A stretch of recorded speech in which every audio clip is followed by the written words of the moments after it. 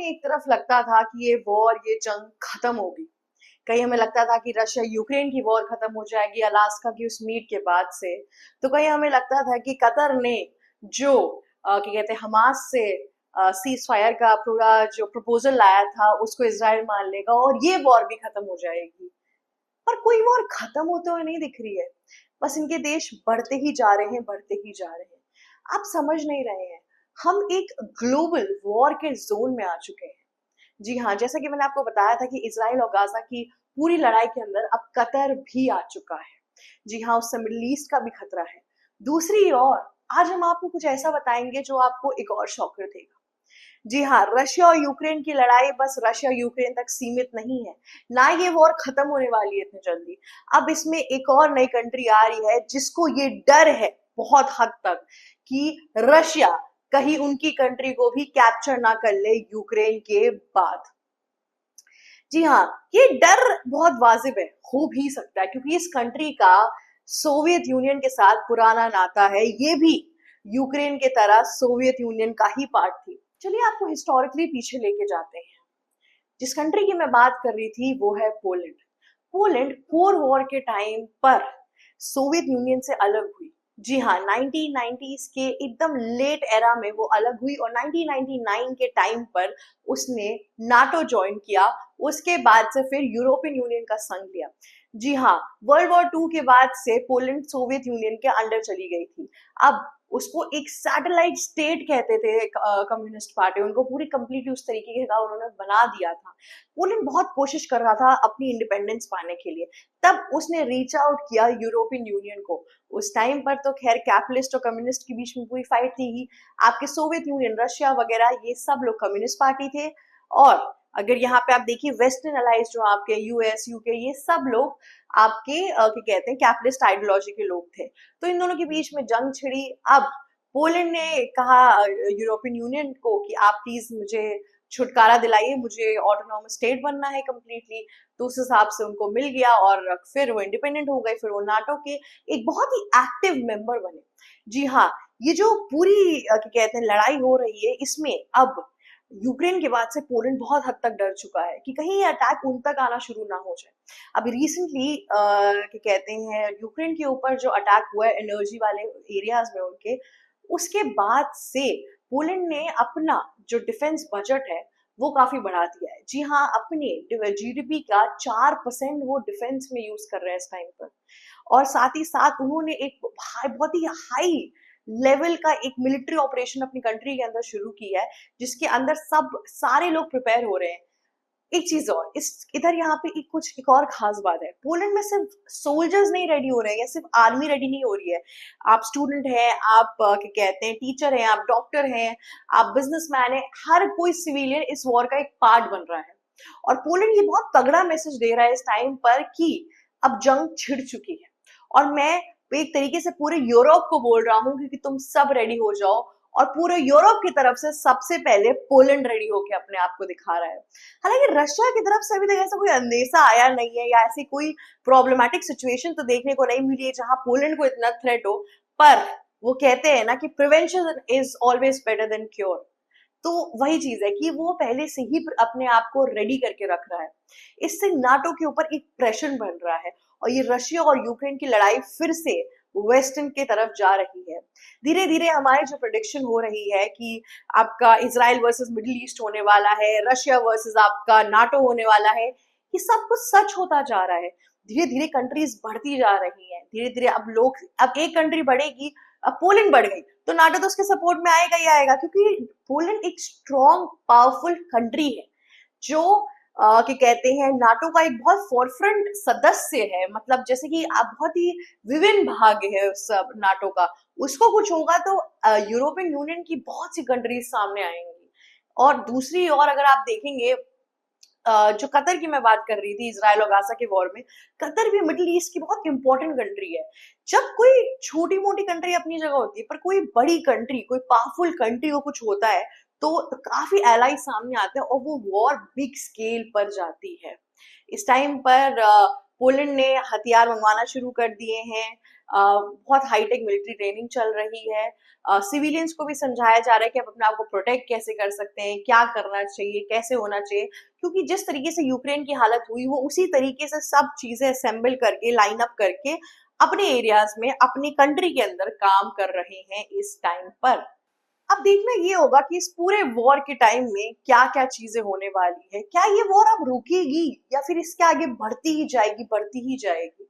हाल फिलहाल में इस टाइम पर रशिया के साथ तो पूरा साउथ के कहते हैं एशिया एक तरीके से खड़ा ही हुआ है, पर इस पर फिर से बात आएगी इंडिया के ऊपर कि एक्चुअल में इंडिया जब साथ देने की बारी आएगी तो साथ देगा किसका, किसके साथ रहेगा, किसके साथ एक स्टेप फॉरवर्ड लेगा। ये जो पूरी डिस्कशन है ये बात इस पे आएगी। और फिर एससीओ समिट में जो नरेंद्र मोदी और रशिया के प्रेसिडेंट व्लादिमीर पुतिन के बीच में बात हुई थी, उन सब चीजों का क्या होगा, क्योंकि वहां पे रशियन प्रेसिडेंट व्लादिमीर पुतिन काफी हद तक होपफुल दिखे थे इस फैक्ट से कि वे अब वॉर खत्म करने के कंप्लीट मूड के अंदर हैं, वो कंप्लीटली वॉर खत्म करना चाहते हैं। अब अगर पोलैंड पे खतरा आएगा तो उसके बाद से अब यूरोपियन यूनियंस का इंडिया पे सैंक्शंस और टैरिफ लगाना ना शुरू कर दे।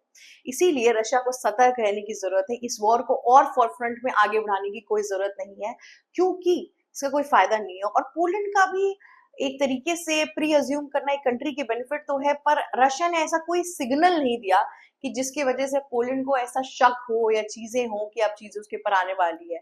एक तरीके से रशिया एक कैप्चरिंग स्टेट में निकला है, जहां पे वे चाहते हैं कि वो मैक्सिमम जो पुराना कम्युनिस्ट आपका पहले जो यूनियन था सोवियत यूनियन, उन सबको एक साथ लेकर आना चाहते हैं, आइडियोलॉजी मैचअप कराना चाहते हैं, और ये जो पूरा कम्युनिस्ट उनका कहते हैं दायरा है, इसको और बढ़ाना चाहते हैं, काफी हद तक और आगे ले जाना चाहते हैं।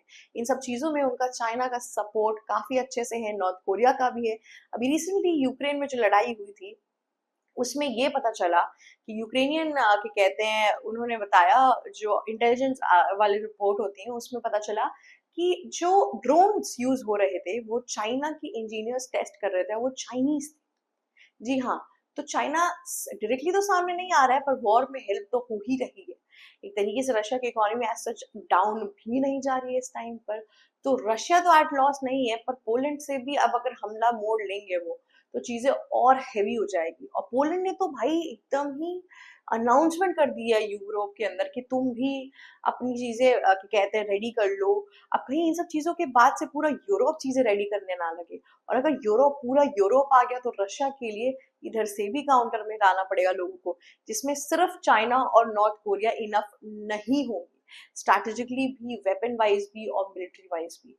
इंडिया को भी किसी ना किसी साइड में शामिल होना पड़ सकता है। पर देखते ये है कि ये क्या होता है, इसका नतीजा आगे जाके पोलैंड को थ्रेट है कि नहीं, आगे जाके और किसी भी कंट्री को थ्रेट है कि नहीं यूक्रेन को छोड़ के, और क्या रशिया और यूक्रेन की वॉर अब खत्म होगी, किस तरीके से ये पहलू अनफोल्ड होगा, क्या होने वाला है, ये सब चीजें अभी भी एक एंगल और एक लूपहोल में बंधी हुई है। हालांकि पहले देखिए तो रशिया उन सारी कंट्रीज को ही वापस लेना चाह रहा है जो उसकी कभी हुआ करती थी, जो सोवियत यूनियन की कभी हुआ करती थी। पर अब इस चीज को करना एक तरीके से मतलब फालतू में हथियाना कहते हैं इसे, मतलब और कुछ नहीं, साफ आम साफ भाषा में। क्योंकि जब वो पूरी कंट्री सेटल हो चुकी है, चीजें सही चल रही है, डेमोक्रेसी चल रही है, भुखमरी नहीं आ रही है, तो उसको एनेक्स करने का कोई मतलब नहीं है। दूसरी ओर अपने लिए इतने दुश्मन क्यों ही मोड़ना, क्या ही जरूरत है। आपका अपनी की कहते हैं कंट्री की जीडीपी वगैरह पे भी तो ध्यान देना चाहिए। इन सारी वॉर्स की वजह से चीजें काफी डाउन होती जा रही हैं, और इस टाइम पे ये जो पूरी अनरेस्ट की सिचुएशन चल रही है, इसकी वजह से व्यापार में बहुत प्रॉब्लम आ रही है, ट्रेड नहीं हो पा रहे हैं। वॉर की वजह से पहले से ही सिक्योरिटी लग जा रही है, सैंक्शंस लग जा रहे हैं, टैक्स बढ़ जा रहे हैं, ये सब चीजें इतनी महंगी होती जा रही हैं कि सबसे इंपॉर्टेंट चीज जो लोग भूल रहे हैं कि वॉर के लिए फंड भी चाहिए होता है, और फंड बिजनेस से आता है। तो वो जो बिजनेस है वो कंट्री के अंदर लैक होता हुआ दिख रहा है, जिनके अंदर ये वॉर की पूरी भूख लगी है। कभी कभार तो मुझे ऐसा लगता है कि ये सब लोग ना तैयार होके बैठने की, बहुत दिन से मेरी मिलिट्री फाइट पर नहीं गई है तो आज हम फाइट करते हैं, ऐसा भी कभी कभार प्रतीत होता है। पर खैर चीजें टेंस भी बहुत ज्यादा हैं, पर अभी किसी पे भी कुछ भी अंदेशा नहीं लगा सकते हैं, क्योंकि कहीं से भी मोहरे नहीं आई हैं। रशिया ने ऐसा कुछ नहीं बोला है कि उसको पोलैंड से कोई भी बैर है। और इतने हाल फिलहाल दिनों में वो लोग क्या कहते हैं, हिस्टोरिकली अलग अलग चीजों से आते हैं, और क्या कहते हैं, पोलैंड ने बहुत मुश्किल से अपनी इंडिपेंडेंस पाई थी, पर रशिया ने ऐसा कुछ भी जाहिर नहीं किया है कि वो उसे हथियाना चाहते हैं, या फिर वो उसको क्या कहते हैं, अपने सोवियत यूनियन का पार्ट करना चाहते हैं। ऐसा कुछ भी हमारे सामने निकल के नहीं आया या पुतिन ने नहीं बोला है।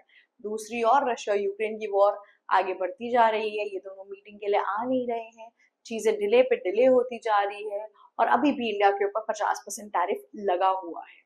बस अभी के लिए बस इतना ही। अब देखते हैं आगे जाके अब पोलैंड के साथ साथ और कौन कौन सी यूरोपियन कंट्रीज सामने आएंगी।